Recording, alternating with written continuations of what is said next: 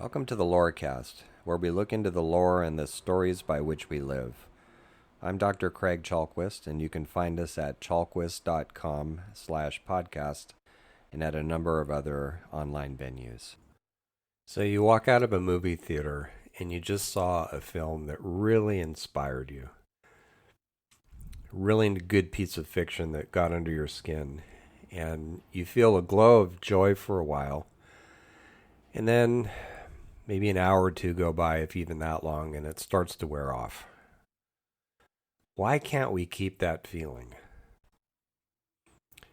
Or when we see a show that we really like, or we read a book, and it's so uplifting to the spirit, but then, after a time, it fades.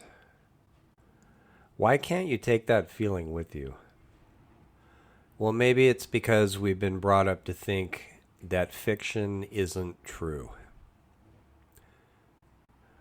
But what if it is, though, on some level?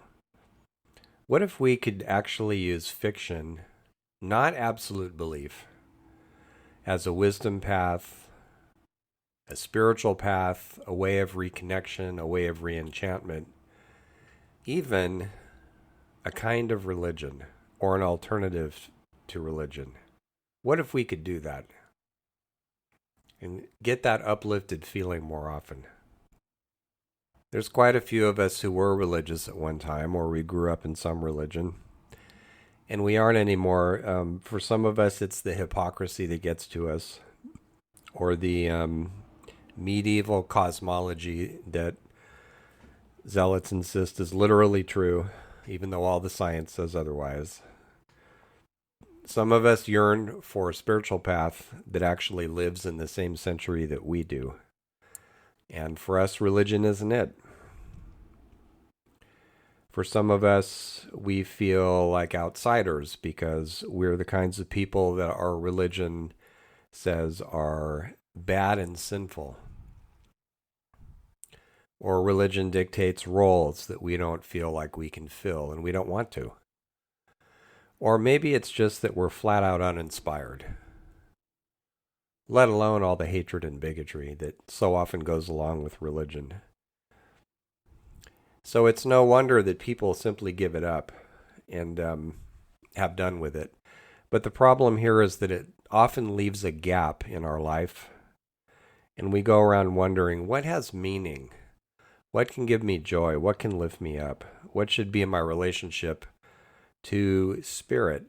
Not spirit in the sense of some dad god looking down from the sky, but in the sense of the intelligence or presence or sentience of everything. How can we be in meaningful relation to it? So my second dissertation is dedicated in part to exploring this. And the title of it is Restoring Our Lore. And I'm looking at how fiction can be a wisdom path and also a spiritual path too. And a lot of other things, a path for reconnecting with people who have very different ideologies from us, a path for healing political splits, a path for making some mistakes that we don't intend in our attempts to reach out to people who grew up differently from us and have different life experience. We tend to think that fiction and reality are opposites. But very often fiction changes reality, and sometimes for the better. And yes, sometimes it makes it worse. Lies, propaganda, being in denial, those are fictions that make things worse. But they make it worse because we take them literally instead of seeing that they are fictions. So in my work, I refer to keystone fictions as the stories that guide us, that inform us, that tell us who we are, how we interact with each other, who our tribe is, why we're here. What we need to understand about fiction, if we are to use it for wisdom, which it has been in many traditions, I'll talk about that in a moment, is that it's literalizing it. It's turning it into what we think is factual arguments that kills its spirit. Fiction is a repository of truth, but the truths aren't measurable, literal, concrete. They're truths of our existence. They speak to us as images and symbols and metaphors. And oftentimes, they speak directly to our inspirations. And when they do that, fictions have the power to change reality. Everything we've ever invented starts out as a fantasy. Somebody dreamed it up, whether it was an individual or a group. And people who are inspired, they may not be that great at innovation, but they can get behind it. And it's really those people who change the world. So there's a interview out there in which Sir Patrick Stewart, who played Jean-Luc Picard in Star Trek The Next Generation, is asked what his favorite piece of fan mail is. And he's been asked this a few times, and he always says the same thing, that there was a police sergeant who wrote to him and said, at the end of some days, I have no faith left in people. And when I'm feeling weary and cynical, I pop in an episode of Star Trek The Next Generation, and when I get done watching it, I feel like ultimately things are going to be okay. I coined the term enchantivism to highlight situations like that in which fantasy, play, imagination, storytelling, and performance change reality for the better. And I talk a bit about how in podcast episode 26, which is called Just Imagine. And by the way, in episode 44, I also raised the possibility of fictional alternatives to religion. Religion, in some ways, is based on sacred stories or traditional stories or both. And sometimes the word myth is used.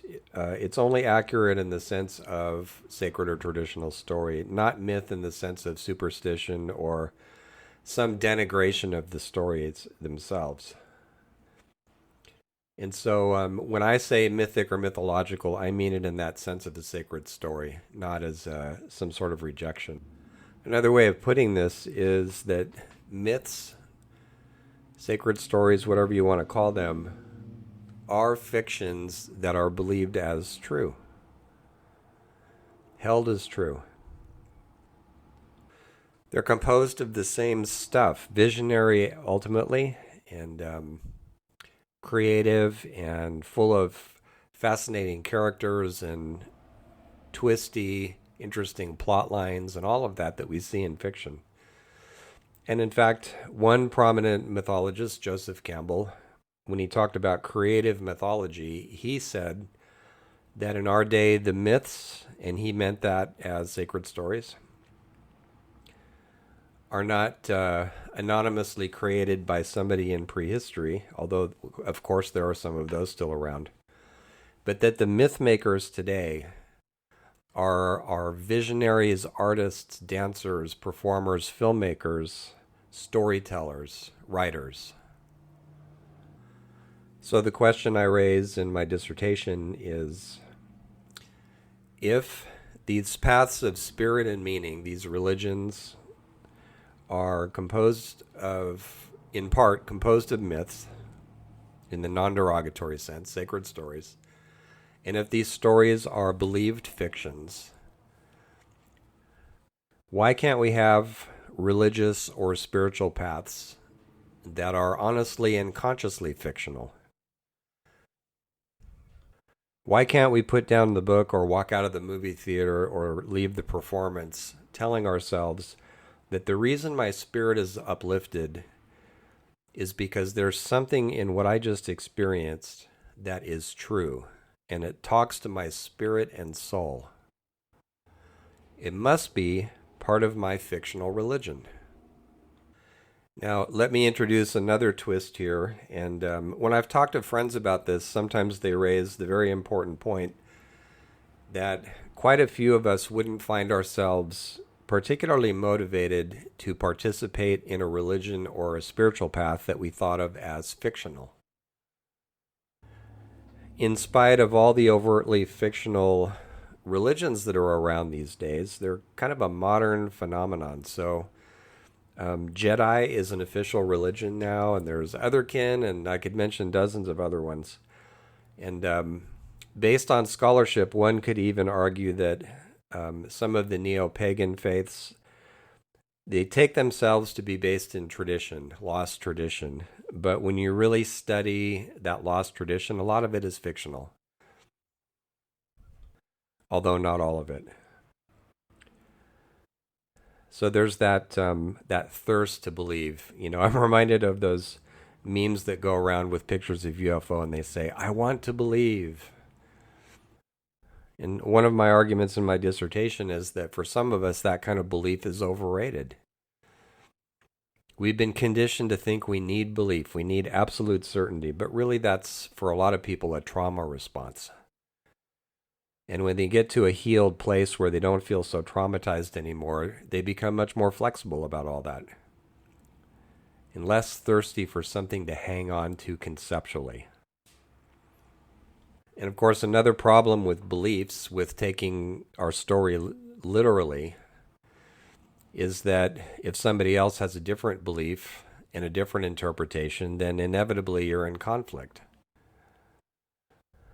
But if you go to a Star Trek convention and different people have different ideas about, what Captain Burnham meant by this, they don't fight about it. It's just a debate, and everybody goes away laughing.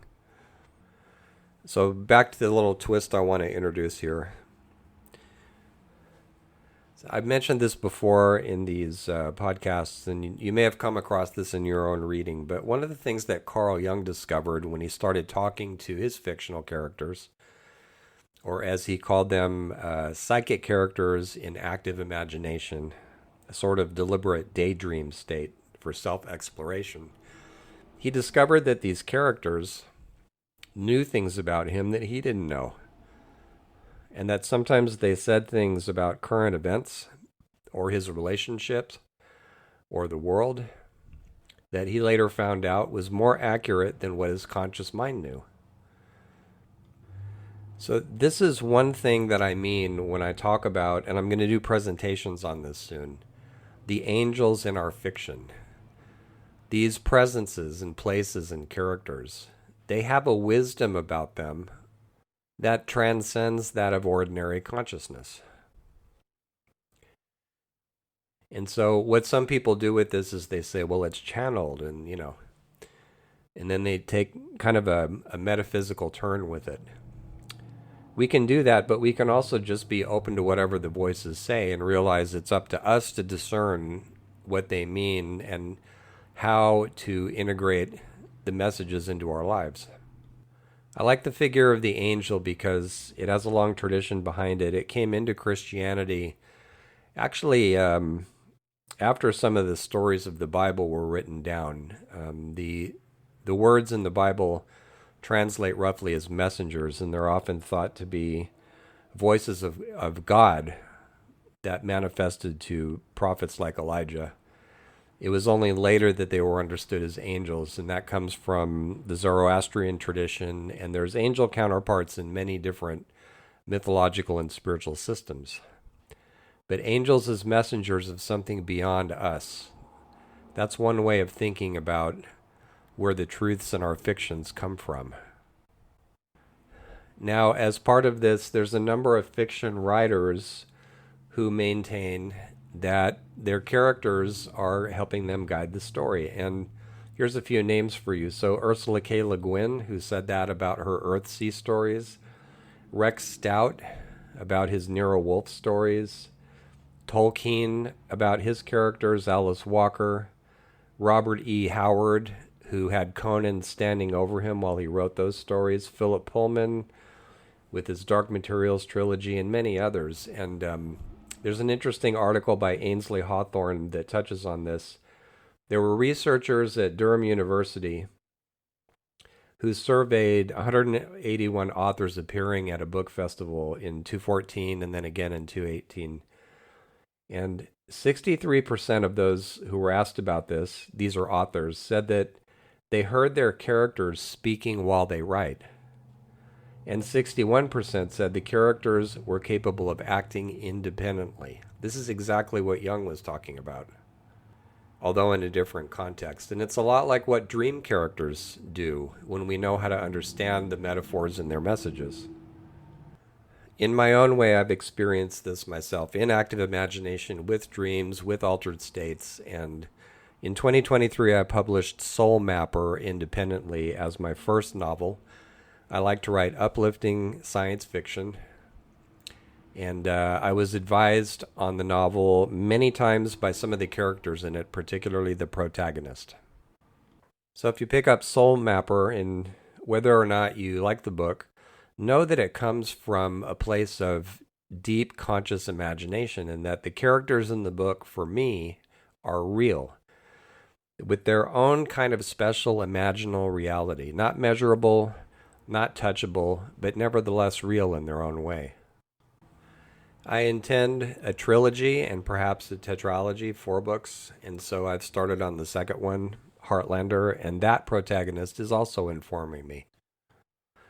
A Jungian way of saying it is that our fictions are full of myths and archetypes, and these are living entities. They're intelligences that include the human but ultimately transcend it. Another way of saying this is that the voices of the sacred speak to us constantly, but for some of us, belief-based religion cannot host those voices anymore. So maybe we can hear them in fiction and have a less creed-based and more flexible and adult relationship with them.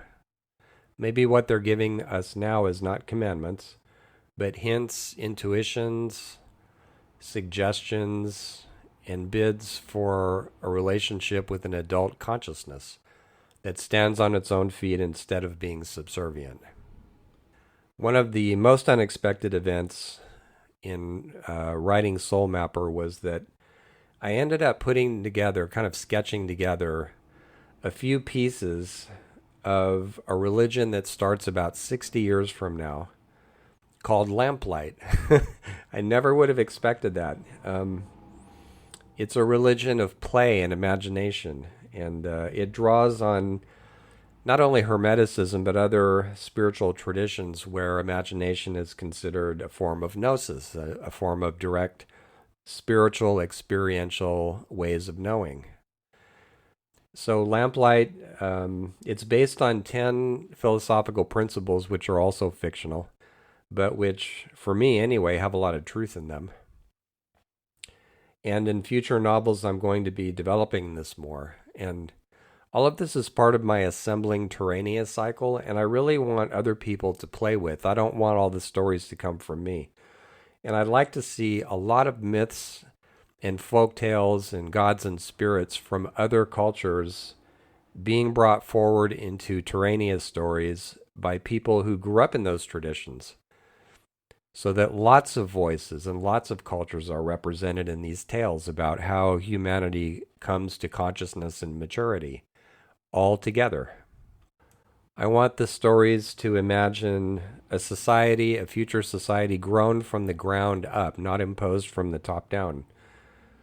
Hence the word Terrania. And I want readers to be able to look at these stories and say, so this is how we did it. This is how we not only survived, but got together with each other and tore down some of these ideologies and polarizing attitudes that are in our way, and actually came of age as a species.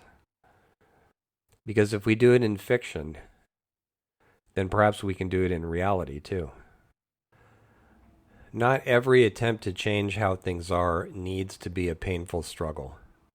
And it would help to make room for the kinds of transformation that are brought with playfulness and joy and doing things non-seriously and just tossing ideas around and storylines and seeing what comes and which resonate and which don't. And I think that can only be done by getting together and imagining together and looking into the kind of stories we want to write the future about. Let's try it. Thank you.